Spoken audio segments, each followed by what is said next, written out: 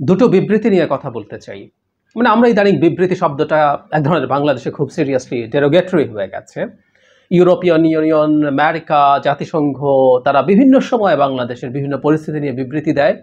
গত নির্বাচনের আগেও দিয়েছিল এবং খুব শেষ পর্যন্ত খুব বেশি কিছু হয়নি বলে আমাদের বিরক্তি আছে। আমি আগেও যখন এগুলো নিয়ে কথা বলতাম তখনও বলেছি, আমি এখনো আবার একটু বলি, একটা স্টেটমেন্ট সেটা কঠোর হলেও সেটা অনেক কিছু ঘটিয়ে দেবে বাংলাদেশে, আমাদের লড়াইটা করে দেবে তা কখনো না। আবার একটা বিবৃতিকে খুব তাচ্ছিল্য করারও কিছু নেই, সেটা আমাদের লড়াইয়ের শক্তি যোগাবে। এবং আমি কেন মনে করি এই দুটো বিবৃতি ইম্পর্টেন্ট শেষে আসবো। একটা হচ্ছে জাতিসংঘের মহাসচিব বিবৃতি দিয়েছেন, আর একটা ইউরোপিয়ান ইউনিয়নের যিনি পররাষ্ট্র বিষয়ক হেড আছেন জোসেফ বোরেল, তার বিবৃতিও এসছে। আমি দুটো বিবৃতির একটু কিছু অংশ পড়ি, তারপর আমি বলতে চাই যে কেন এটাকে আমাদের গুরুত্ব দেওয়া উচিত। জাতিসংঘের এর আগে জাতিসংঘের যে মানবাধিকার বিষয়ক হাই কমিশনার আছেন ভলকার তুর্ক, যার প্রধান কাজে মানবাধিকার লঙ্ঘনজনিত ঘটনাগুলো দেখা।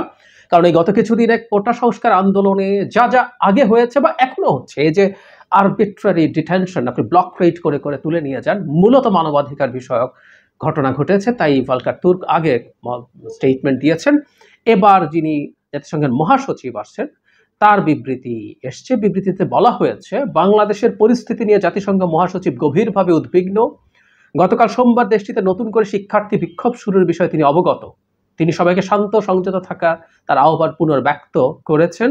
শিক্ষার্থী আন্দোলন ঘিরে হাজারো তরুণ ও রাজনৈতিক বিরোধীদের গণগ্রেফতারের খবরে তিনি উদ্বিগ্ন।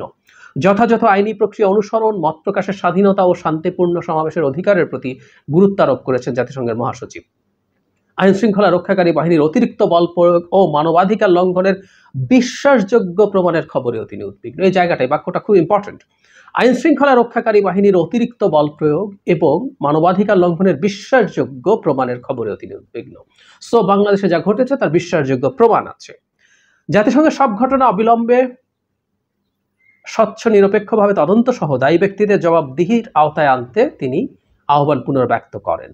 তিনি আরও বিবৃতিতে আরও বলা হয়, বাংলাদেশের পরিস্থিতি নিয়ে ঢাকা ও নিউ ইয়র্ক উভয় স্থানে সংশ্লিষ্ট কর্তৃপক্ষের কাছে উদ্বেগ জানানো অব্যাহত রয়েছে। বিশ্ব সংস্থাটি জাতিসংঘের শান্তি মিশনে সেনা পাঠানোর ক্ষেত্রে শীর্ষস্থানীয় দেশ হিসেবে তারা বাংলাদেশকে মানবাধিকারের প্রতি শ্রদ্ধা এবং তা সমুন্নত রাখার বিষয়টি মনে করিয়ে দিচ্ছে। সবচেয়ে গুরুত্বপূর্ণ প্রশ্ন হচ্ছে, এটা গুরুত্বপূর্ণ জায়গা, জাতিসংঘের কোনো স্টেটমেন্টে এই ধরনের বক্তব্য, এই ধরনের বাক্য আমি দেখিনি। এরপর শুধু ওই যে জাতিসংঘের লোগো ব্যবহার করা হয়েছিল সেটা যাতে ব্যবহার করা না হয় এবং জানানো হয়েছে, বাংলাদেশ আশ্বস্ত করেছে, এটারও কথা বলা হয়েছে। কিন্তু সবচেয়ে গুরুত্বপূর্ণ বিষয় হলো, স্মরণ করিয়ে দেওয়া হচ্ছে, শান্তি রক্ষা মিশনে সেনা পাঠানোর ক্ষেত্রে শীর্ষস্থানীয় দেশ হিসেবে তারা বাংলাদেশকে মানবাধিকারের প্রতি শ্রদ্ধা এবং তা সমুন্নত রাখার বিষয়টি মনে করিয়ে দিচ্ছে। আমরা খুব গুরুত্ব দিয়ে এই ব্যাপারটাকে দেখতে হবে।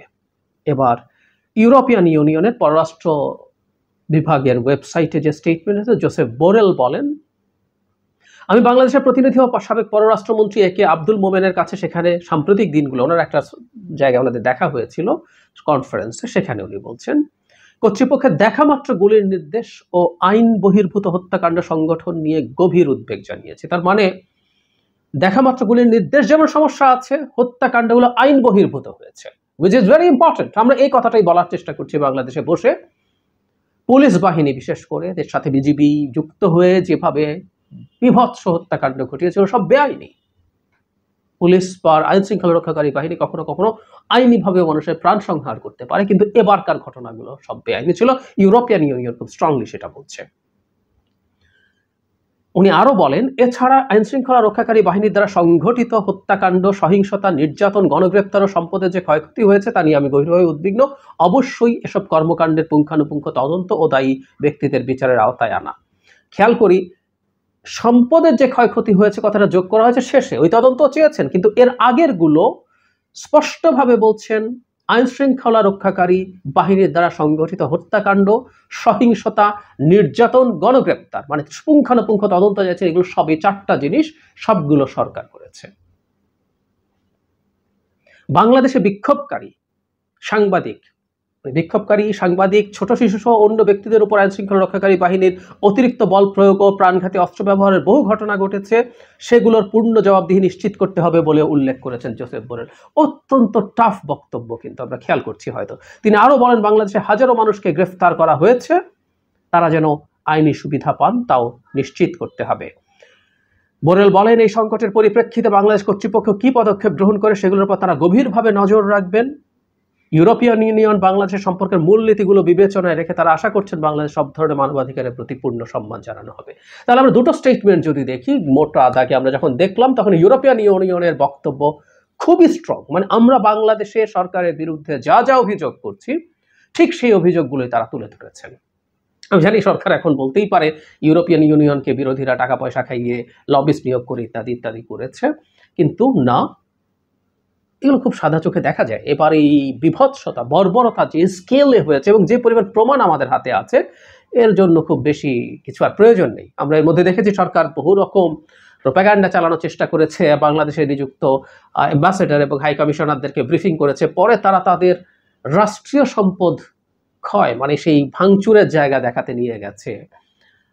তাতে তারা মনে করেছে সব হয়ে যাবে, এবং আমরা এটুকু প্রমাণ না পেলেও খুব ভালোভাবে জানি যথেষ্ট পরিমাণ ডকুমেন্ট তারা পাঠানোর চেষ্টা করছেন বিভিন্ন দেশের মিশনগুলোতে, কিন্তু রেজাল্ট কিছু হয়নি। ইউরোপিয়ান ইউনিয়নের যে স্টেটমেন্ট আমার কাছে অবিশ্বাস্য রকমভাবে টাফ লেগেছে। আমি ইউরোপিয়ান ইউনিয়নের এত টাফ স্টেটমেন্ট আমি খুব সহসা দেখিনি, একেবারে প্রত্যেকটা খুঁটিয়ে খুঁটিয়ে।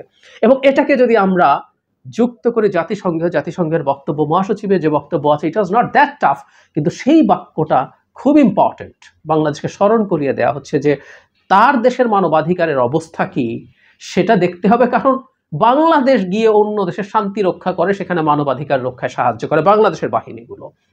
এবং এই মুহূর্তে এই আলাপটা তো খুব সিরিয়াসলি আছে। আগে বিভিন্ন মানবাধিকার গ্রুপগুলো, হিউম্যান রাইটস ওয়াচ, অ্যামনেস্টি, এরকম আরও যারা আছে তাদের জায়গা থেকে আলাপ ছিল। কখনো কখনো কংগ্রেসম্যানরা বলেছেন, কখনো কখনো সেনেটররা বলেছেন, আমেরিকান ইলেকশনের আগের কথা বলছি। এবার জাতিসংঘ মহাসচিব নিজে সেটা উল্লেখ করে দিচ্ছেন। It's an alarming sign. আমি বলতে চাই জাতিসংঘে সৈন্য পাঠানোর ব্যাপারে সমস্যা হতে পারে যদি তারা সংযত না হয় এবং তারা যদি ঠিকঠাক মতো কাজ না করে, এবং এক্সিস্টেড যা যা ঘটে গেছে সেগুলোর বিশ্বাসযোগ্য কোনো কিছু যদি তারা না করে। যদি আমরা দেখছি দিনে দুপুরে চোখের সামনে আমাদের সামনে এখন গুলি করে মেরে ফেলা হলো আবু সাইদকে, সে নাকি ইট পাটকেলের আঘাতে মারা গেছে, তাকে গুলি করা হয়নি। এবং কি এখনো যত হত্যাকাণ্ড হয়েছে এগুলোর মামলায় পুলিশের গুলিতে হত্যার কথা একটাতেও বলা হয়নি, আমরা অনেকে হয়তো জানি না। যাই হোক, আবারও বলছি, কোনো স্টেটমেন্টকে, বিবৃতিকে খুব বেশি গুরুত্ব দিয়ে এটাই সব ঘটনা ঘটিয়ে দেবে সেটা দেখার কিছু নেই, আবার তাচ্ছিল্য করার দরকার নেই। ইউরোপিয়ান ইউনিয়ন যখন সেন্ট্রালি একটা স্টেটমেন্ট দেয় খুব বড় গুরুত্ব আছে। এবং ওই যে বললাম, বাংলাদেশের যেহেতু জিএসপি প্লাস বাংলাদেশের পোশাকের একক দেশ হিসাবে আমেরিকা সবচেয়ে বড়, কিন্তু আমরা যদি টোটাল ধরি ইউরোপিয়ান ইউনিয়নকে একটা ইউনিট হিসাবে ধরি 27টা দেশকে, সেটা আমেরিকার চাইতেও বড়। সুতরাং খুবই গুরুত্বপূর্ণ বিষয় এখানে আছে।